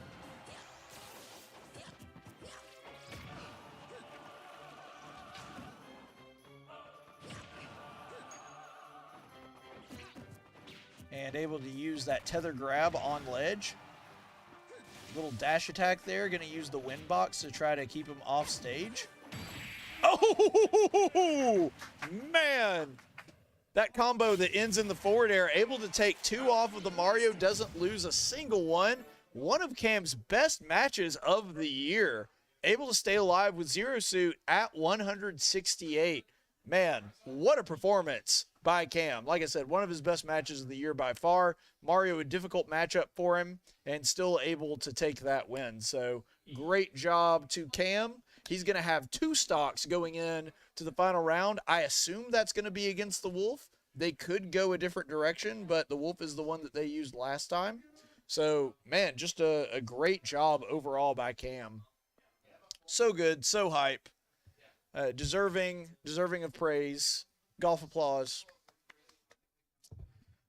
But no, Faulkner looking really good here. I mean, we have a two-stock advantage. If Cam can go into this next one and take even one stock, especially if it's the Wolf, take even one stock off, then he will definitely be putting Dale in a position for success. We'd love to see him just pop off and take a whole bunch of them, but, you know, we'll see. So they have not announced who they're coming up with next. No word yet.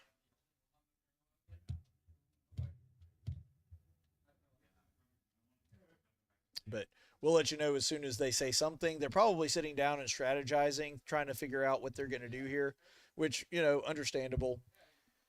And very much looking forward to this next round, seeing what Cam gets to do. And it looks like Harrison has arrived in the arena, again, getting ready for the big game here for Counter-Strike up against, who they have tonight. For some reason, I'm blanking on this. Oh, yeah, it's South Dakota. That's right. South Dakota, so it's going to be Eagles versus Trojans here at 8 p.m. That'll be really fun. The other team has actually asked for a little break before the next round. which is cool. We want to accommodate. I know it's a big round for them, so they're going to want to take a break here and strategize a little bit. So if that is the case, we're probably just going to take a quick break here again. And we'll probably be back in about 2, maybe 3 minutes. In just a moment, we will have what I hope is the final round of this game.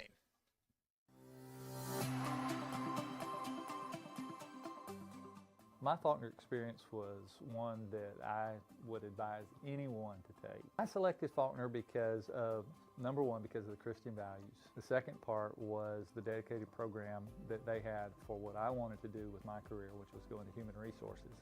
And so having that dedicated program and seeing that I could finish on time and finish within a short period of time, relatively, really was the one thing, some of the things that inspired me to come to Faulkner. My degree in HR got me into human resources in the automotive field, and having the degree from Faulkner was well recognized and well respected, and so the community in Alabama knows about Faulkner, and they recognize that Faulkner graduates are going to be some of the top-notch employees, and they're going to have good values, they're going to have good ethics, they're going to have all the things that employers are looking for now. So that really was one thing that Faulkner did for me, was give me credibility with local employers.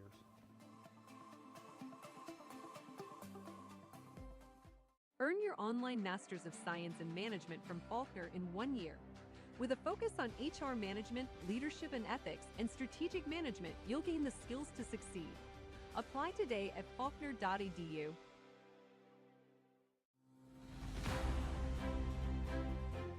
In the River region and the Black Belt specifically, we are facing a critical shortage of healthcare professionals, especially nurses. Here at Faulkner, we hope to fill that gap by keeping our nurses close to home. My name is Shelley Vardaman, and I'm the Program Director for the School of Nursing at Faulkner. Faulkner's curriculum is designed to have you graduating in 4 years. We have a 4-semester upper division, which is somewhat unique to this area. Many programs around here have you graduating with a 5-semester clinical sequence, but this one is truly designed to have you graduating in 4 years. You can speed that up with dual enrollment or completing your general education courses earlier. So it is actually possible to graduate in less than 4 years. At Faulkner, we want to prepare our students not only with a Christian worldview, but also to be compassionate caregivers. We have state-of-the-art facilities here at the College of Health Sciences. In addition to this beautiful sim lab where I'm sitting now, we have our own library at the College of Health Sciences. We also have dedicated study rooms that individual students can go to. There's even your own dining area. If you're interested in becoming a Faulkner student, first step is to go to the Faulkner website and apply for admission to the university. Then if you're ready for upper division, go ahead and fill out that upper division application. The deadline is March 31st. You can find that at faulkner.edu/nursing. You can also find additional information about the School of Nursing there. I wanted to take my career to a higher level, so I searched for an MBA program that fits my schedule, that's accredited, and aligns with my Christian values. I found the perfect MBA at Faulkner University. Faulkner's MBA program consists of 10 5-week courses completely online, and the quality of instruction is excellent. Imagine how earning your MBA degree can help boost your career and get you to where you want to be. Visit faulkner.edu/advance to learn how you can get started. My name is Mike Harridge, and I teach computer science at Faulkner. Computer science at Faulkner is dramatically changing right now. It's an exciting time to be here. We're adding new students, which is exciting for all of us, but we're also growing in the content in which we deliver. We're adding new courses, we're adding new curriculums.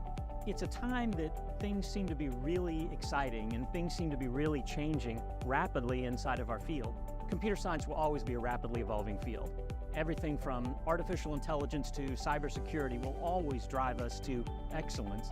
But here at Faulkner, we embrace that change as opposed to ignore it.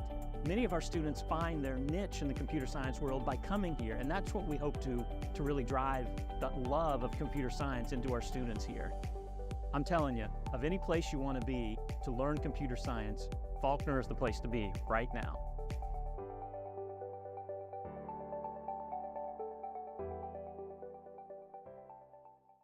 Training tomorrow's teachers, ministers, and scientists, guiding future business leaders to positively impact our global economy. teaching healthcare professionals to improve patient outcomes, coaching athletes to give their best on and off the field, men and women learning how to succeed wherever their dreams take them. That's Faulkner University. With over 70 degree offerings, you'll find your calling with on-campus and online classes that fit your schedule in a Christian learning environment.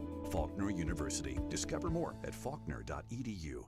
Faulkner University's online executive MBA program is now accepting applications. Earn your Master of Business Administration in as little as a year.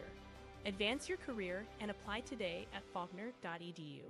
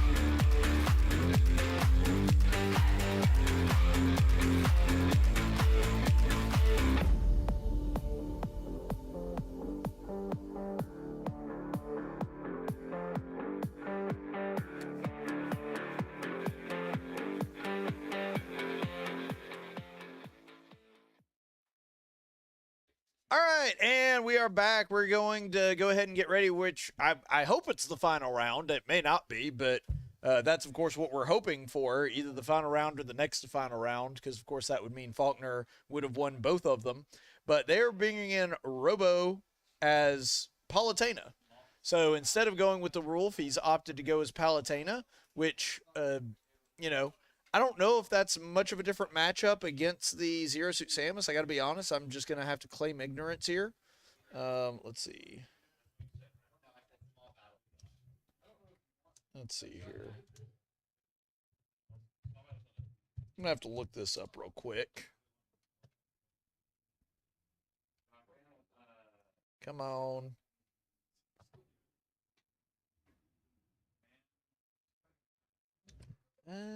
Let's see. Her most favorable versus her least favorable.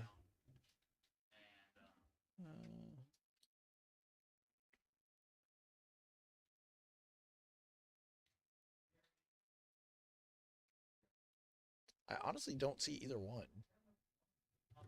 It's the problem with having a game with 82 characters.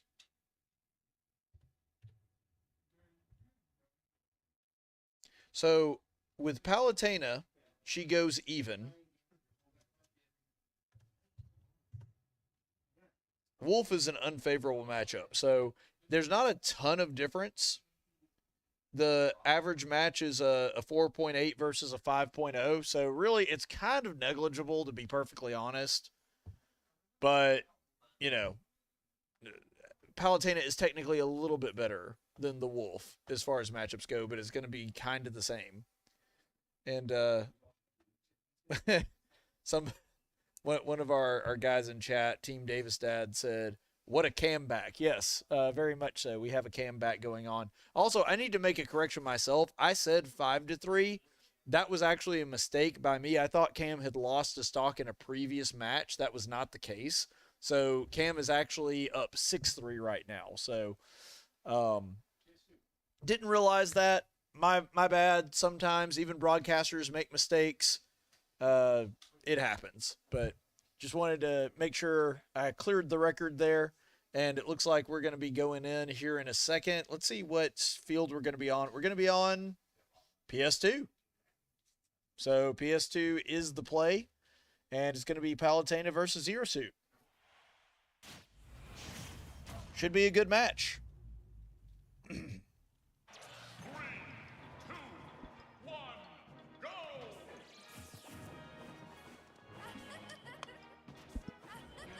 Even though they have all three stocks, they're going to taunt just for, you know, gentlemanly play, I guess.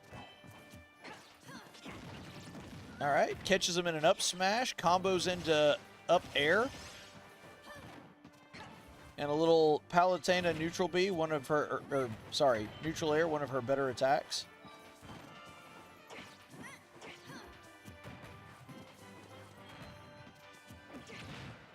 And then grab. Nice. If that had been over the edge, that could have been a spike, but it didn't hit in the right spot, and it wasn't quite over the edge of the stage. All right, Electro Whip.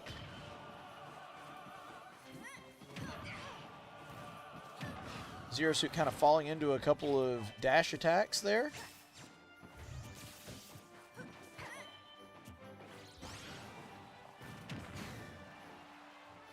Not going to be quite enough to kill. Not at this damage anyway. That might. No, back. Yep. So back throw into explosive flare does actually kill at that particular spot and at that damage.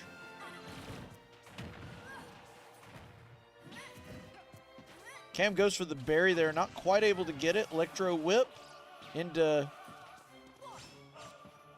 Oh, and missed input causes a SD. Pine cones herself on the bottom of the stage. Couple of quick 3-step jabs. Into up smash, into forward air. And then an up smash by the Palutena. Oh! Wow! Offstage spike, very early kill. Not much the Palutena could do.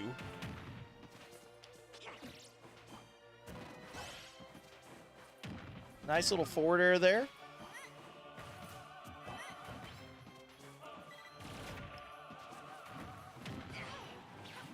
Zero Suit falls into that forward smash. Now the Palutena playing very defensively, wanting to be super careful. Cam's still able to tack on just a little bit of damage here and there, but that adds up over time. Explosive flare, very, very dangerous. Difficult move to have to work around. Able to dodge the R reticle, gets in for a grab and throw. And then a little bit of a electro whip on the side. Oh man, Palutena up smash is so powerful. Luckily Cam shielded through it, but it hits real hard. And it's great for sharking. Nice little forward air into electro whip.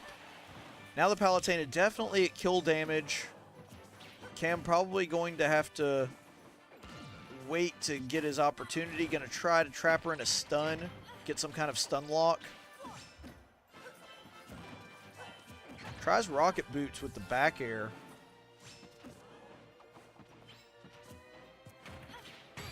And that's going to be it. Another spike. Actually, sour spikes and hits off the top. But Cam just clutches up, only loses one stock, takes 6. So Cameron, definitely the head of this one, comes out on top and does so smelling like roses. Has a very, very good set of stocks there, takes 6. So congratulations to him and to the blue team. They only now have to win one more game in the season in order to have a perfect season. So I know that they're hyped about that. Going to have to, enjoy this victory, pat themselves on the back, but then got to get right back to work and make sure that they are getting ready for the next game and the next season. So what we're going to do here is go ahead and head to the post-game show here in just a second. Faulkner does win this one by a score of 2-0 against Edwardsville. So we will take a quick break, and we'll be back in a couple minutes. My Faulkner experience was one that I would advise anyone to take. I selected Faulkner because of, number one, because of the Christian values. The second part was the dedicated program that they had for what I wanted to do with my career, which was going to human resources. And so having that dedicated program and seeing that I could finish on time and finish within a short period of time, relatively, really was the one thing, some of the things that inspired me to come to Faulkner. My degree in HR got me into human resources in the automotive field, and having the degree from Faulkner was well recognized and well respected. And so the community in Alabama knows about Faulkner, and they recognize that Faulkner graduates are going to be some of the top-notch employees, and they're going to have good values, they're going to have good ethics, they're going to have all the things that employers are looking for now. So that really was one thing that Faulkner did for me, was give me credibility with local employers.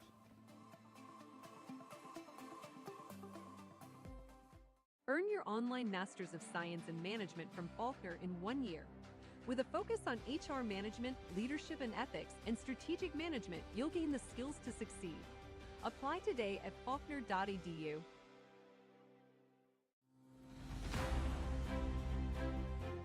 In the River region and the Black Belt specifically, we are facing a critical shortage of healthcare professionals, especially nurses. Here at Faulkner, we hope to fill that gap by keeping our nurses close to home. My name is Shelley Vardaman, and I'm the Program Director for the School of Nursing at Faulkner. Faulkner's curriculum is designed to have you graduating in 4 years. We have a 4-semester upper division, which is somewhat unique to this area. Many programs around here have you graduating with a 5-semester clinical sequence, but this one is truly designed to have you graduating in 4 years. You can speed that up with dual enrollment or completing your general education courses earlier. So it is actually possible to graduate in less than 4 years.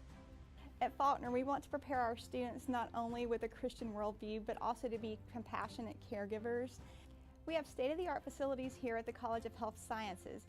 In addition to this beautiful sim lab where I'm sitting now, we have our own library at the College of Health Sciences. We also have dedicated study rooms that individual students can go to. There's even your own dining area. If you're interested in becoming a Faulkner student, first step is to go to the Faulkner website and apply for admission to the university. Then if you're ready for upper division, go ahead and fill out that upper division application. The deadline is March 31st. You can find that at faulkner.edu/nursing. You can also find additional information about the School of Nursing there. Welcome back, folks, and welcome into the post-game show. We are so glad to have you with us, and Faulkner coming off of a win against the Southern Illinois University at Edwardsville. Takes me a while to, yeah, it does take a while to say it. So the Cougars. Yes. Eagles are able to take a W off of the Cougars by a score of 2-0. And here, the man of the hour and the MVP of this game, Mr. Cameron White. How you doing, Cam? I'm doing fantastic. How about you, Coach? Ah, it's okay. Yeah. No, I like winning a lot. I'm pretty good right now. Well, I'm glad you finally have somebody here to sit next to you. Yes, it was nice. I mean, I can solo it. I can do it if I have to. I'm a professional, but it is nice to have somebody, a broadcast partner, on here with you. Of course. So, Cam, I got to say, in that first round, you seemed to struggle a lot with that Mario. In the second round, you were able to win without losing a single stock. I mean, that's just a night and day difference. So, what was the difference there? Yeah. I kind of figured out, like, as I got taken out by the Mario in the first game, that the Mario kind of played in one kind of set play style where he would use a fireball and then run in.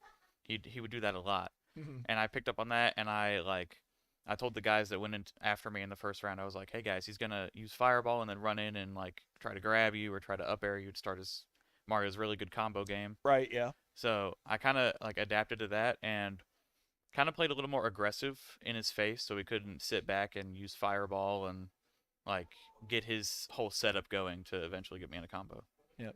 And we should also mention as well in that first game, you were definitely the hero of the second game, but Dale was of the first game. Oh, absolutely. After getting behind, Dale, dude has ice running through his veins. He just gets there. Doesn't matter that he's going into it with a deficit. He just goes in, takes care of business, and is able to take out the last two guys with only losing I believe he only lost a stock, didn't he? Right. Yeah. So there's a reason he's the anchor of the team. Of course, yeah. So what was it that you saw that he did in his match that was able to let him just survive as long as he did and take out the wolf with really not much problem? Well, something that he was saying after the first game was over is that he really played patient, and that really shut the wolf down because the wolf wanted to run in and use like his grab, his forward air, his dash attack, forward tilt, etc. And really, which makes sense because Wolf is a very aggressive character. Right, of course. The only real thing that Wolf can do when he's far away from you is laser. Granted, laser is a really good projectile, but against K. Rool, not a lot going on. So Dale was able to just like use his crown, use his blunderbuss, create his own space, and there wasn't a lot the wolf could do to break into it. Yeah, for sure.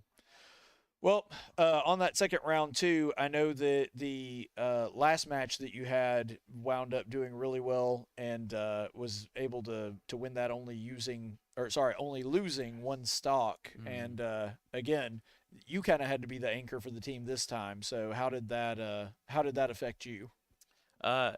I've been the anchor before, like the official fourth person going in. Right. This time you were just the third person that happened to be fighting their fourth person, so you weren't really the anchor. Right. I've been in the anchor position in other games, and that can kind of stress me out. Like, oh shoot, I'm the last line of defense. You know? I'm not cold like Dale is with it, but knowing that this is their last person, the Palutena. Yep. This is their last person. I still have like Dale in the back. And who like can clean up if you need to. Right, I was able to play a little more calm and collected, and really like pick up on what the Palutena was doing and adapt, and eventually come out with the win. Yeah, and I wanted to ask about this too because I mean this is just objectively true. Zero Suit is much harder to play online than she is in person. Yes. And that's because her movements have to be so precise, and even if it's a small amount, there's always at least a little bit of lag online that makes her timing and her precision a little tougher to pull off. Right. So I noticed that you don't typically play a Zero Suit online, but tonight you decided to go ahead and go for it. So what led into that decision? Well, I've kind of been wanting to like actually play Zero Suit in the actual games for a while, because Zero Suit is my actual main, despite what it might look like in the games. If it's Donkey Kong or Captain Falcon or something else absurd. I think I played Roy once. That was a weird Well, to be night. fair, that was a strange night. Yeah. I was there for it, but no. To be fair, the Donkey Kong thing that really only comes alive on Mondays. Right. That's true. And it is a Thursday. We've not had a single Monkey Monday this year. That's kind of depressing. I know. We're due. We do. We need to have like a playoff game on a Monday or something. That'd be fantastic. But anyway, sorry. Go ahead with what you're saying. I've been wanting to play Zero Suit in a real game because, like I was saying, she's my main. She's the character I'd say I'm best at. Mhm. And I was a little nervous tonight because we were doing the lag test, and I had the controller, and I was like, I don't know if this feels great lag wise, but it ended up not being too big of a problem, and I was able to clearly, yeah, kind of adjust how I was playing, and it was able to work out. Gotcha. Well, clearly it worked for you. So yes, sir. Faulkner able to get a win. We do need to go ahead and call it there and move along because we have a Counter-Strike game coming up in just a second. Yes, but sir. thank you so much for being here with us, Cam. We always appreciate it. Thank you for letting me on. Absolutely. You're welcome anytime. So we do have that Counter-Strike game coming up in just a second. That's going to be at 8 p.m. against South Dakota Trojans. If we do start a little later than that, just so you know, we're probably just getting everything reset. So bear with us if we're not on exactly at 8. And then our next Smash Bros. Blue game is going to be against the University of Wisconsin Superior. So it's us versus the Yellow Jackets, and that is going to be, of course, Thursday, November the 6th at 6 p.m. Or it actually may be the 5th. I'd have to look at it. But either way, it'll be somewhere around that time. Then the next Smash Bros. White game, that's going to be tomorrow against LSU Alexandria. The Generals, we face off against them tomorrow, October the 31st at 6 p.m. Halloween night. Yes, it'll be a spooky good time. Yes, sir. And then, of course, our next Smash Bros. Black game. Oh, no, that's not right. That's the white game. Oh, never mind. We'll skip that one. We'll let you know about the black game some other time. Sorry, we got to wrap it up here. Special thanks to everybody that was working on the comms tonight. A big thanks to my producer, Bryan Spivey, doing a great job of pressing all the right buttons and keeping us on the air, making us look good. And a big thanks to me, myself, and I, since I was doing the only commentary on here. I did a great job, and I would like to thank myself for all my effort. So, also, other news, just so y'all know, last week I submitted and nominated myself for a Most Humble Award, and I won. So, Congratulations. yes, I know. It was a big deal. surprise. Now, I was part of the committee, but, but anyway. No, I'm kidding. All right, so we'll be back in just a minute for that Counter-Strike game against Dakota State. Until then, stay the course, friends. The preceding broadcast was an official presentation of Faulkner University. It may not be redistributed without the express written consent of the Faulkner University Athletic Department. Regitar USA High-Res Arena is sponsored by Regitar USA. The national anthem was performed by the Faulkner University Chorus. If you would like to learn more about the Faulkner Esports program, Visit our official website at faulknereagles.com or follow us on Discord, Facebook, Twitter, Twitch, and Instagram for all the latest news and events. Thank you for watching, and soar Eagles!